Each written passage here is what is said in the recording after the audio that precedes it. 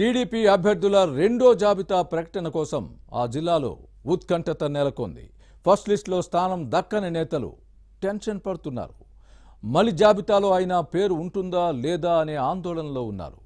గెలుపు పక్క అనుకున్న స్థానాల్లో అభ్యర్థుల ప్రకటన పెండింగ్లో పెట్టడంతో కేడర్లో అయోమయం నెలకొంది. ఇంతకీ ఆ జిల్లా ఏది?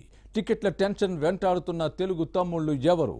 ఫస్ట్ లిస్టులో కొందరు ఇన్ఛార్జీలకు స్థానం దక్కకపోవడానికి కారణమేంటి?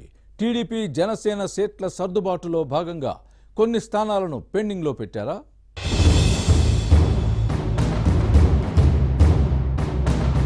తెలుగుదేశం ఆవిర్భావం నుంచి పార్టీకి కంచుకోటగా నిలిచిన జిల్లాల్లో ఉమ్మడి శ్రీకాకుళం ఒకటి. బీసీలు ఎక్కువగా ఉన్న సిక్కోలులో ఆది నుంచి టీడీపీ తన సత్తా చూపుతూ వచ్చేది. కానీ 2019 ఎన్నికల్లో మాత్రం పరిస్థితి మారింది.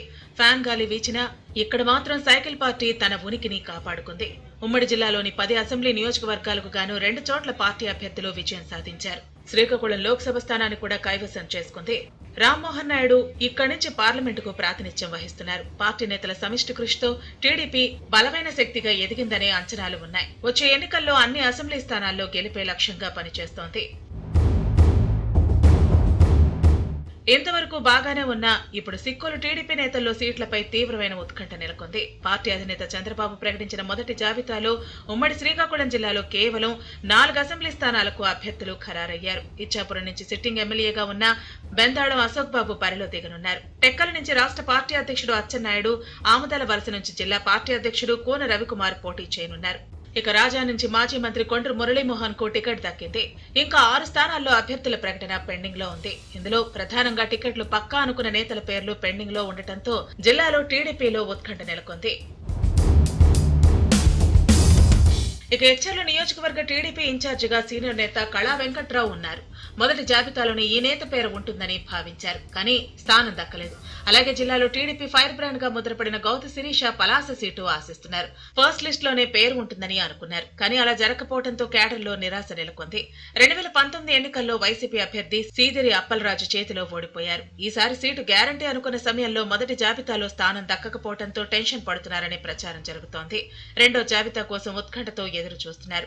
మరోవైపు పాతపట్నం, నరసన్నపేట, శ్రీకాకుళం, పాలకొండ అభ్యర్థులను కూడా ప్రకటించలేదు. నియోజకవర్గాల ఇన్ఛార్జీలు ఉన్న నేతల పేర్లను ప్రకటించకపోవడంతో అనుచరుల్లో ఆందోళన వ్యక్తమవుతోంది. రెండో జాబితాలో పేర్లు ఉంటాయనే ధీమాతో కేడర్ నిరుత్సాహానికి గురి కాకుండా జాగ్రత్తలు తీసుకుంటున్నారు. పార్టీ కార్యక్రమాల్లో బిజీగా గడుపుతున్నారు. శ్రీకాకుళం జిల్లాలో ఇప్పటి వరకు ప్రకటించిన జాబితాలో వెలమ, కళింగ సామాజిక వర్గాలకు సమ ప్రాధాన్యత ఇచ్చింది. వెలమ సామాజిక వర్గం నుంచి అచ్చెన్నాయుడుకు టెక్కలి అభ్యర్థిగా అవకాశం కల్పించింది. సిక్కోలు సిట్టింగ్ ఎంపీ రామ్మోహన్ నాయుడు మళ్లీ పోటీ చేయనున్నారు. కళింగ సామాజిక వర్గం నుంచి మొదటి జాబితాలో బెందాళం అశోక్, కోన రవికుమార్ కు చోటు దక్కింది. కానీ జిల్లాలో ఎక్కువ శాతం ఉన్న తూర్పు కాపులకు మొదటి జాబితాలో ఒక్క సీటు కూడా దక్కకపోవడంతో సామాజిక వర్గం నేతలు కాస్త ఇబ్బంది పడుతున్నారని సమాచారం. రెండో జాబితాలో అన్ని వర్గాలకు సముచిత స్థానం దక్కుతుందని ఆశాభావం వ్యక్తమవుతోంది. మొత్తానికి ఉమ్మడి శ్రీకాకుళం జిల్లాలో టీడీపీ ప్రకటించిన మొదటి జాబితా కొందరిలో ఆనందాన్ని నింపితే మరికొందరిని ఆందోళనకు గురి చేస్తోంది. సెకండ్ లిస్టు విడుదలయ్యే వరకు టెన్షన్ తప్పదని భావిస్తున్నారు. అప్పుడైనా మిగిలిన 6 స్థానాల అభ్యర్థులను ప్రకటిస్తారో లేదో చూడాలని అంటున్నారు. సీట్ల సర్దుబాటులో భాగంగా జనసేనకు ఏవైనా స్థానాలను కేటాయిస్తే తమ పరిస్థితి ఏంటనే టెన్షన్ నెలకొంది. ఏం జరుగుతుందో చూడాలి మరి.